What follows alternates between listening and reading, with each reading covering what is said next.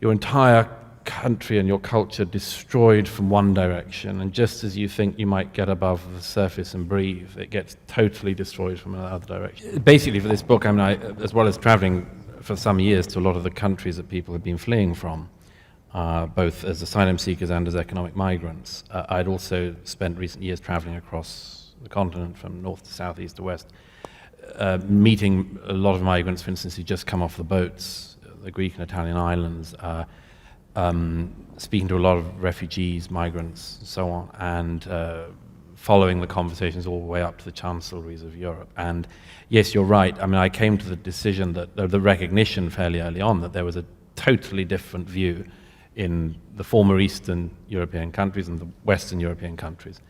And look, I mean, this could all get very messy. I have no doubt about that, and I'm aware of what in some of these countries not very distant history has been, and we're always walking on precipices of some kind.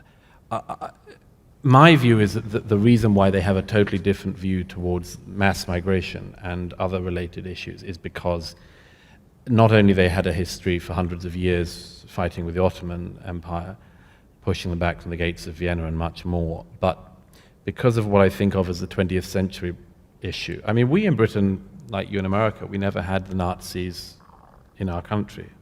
They made it to the Channel Islands in the UK, but we didn't see populations rounded up and sent to the death camps. And you did see a lot of bombs, though. We saw a lot of bombs, it's true.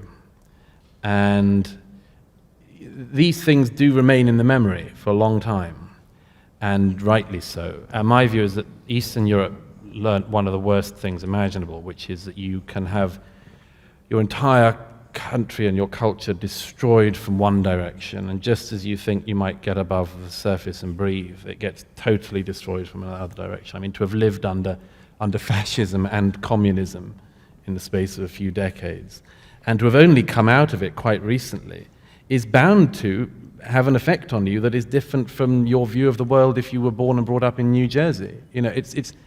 It's going to affect it, and I suppose the thing it comes down to for me is this: is that, and I am broadly in agreement with what some of the countries in Eastern Europe have done in recent years in this regard. I think they know what I think was being a very important lesson, which is to be careful with your present and to be careful with your future, and not to carry out experiments on your country that you don't know how they'll turn out.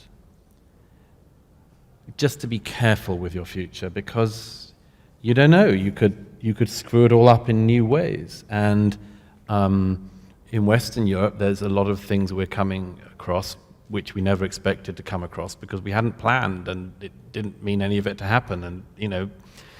And I think in Eastern Europe they have a different view. So I just say that it's not an argument for people being illiberal or being anti-democratic or anything like it. I think people should be very careful, because this is, for most people, the only vessel they have to live in.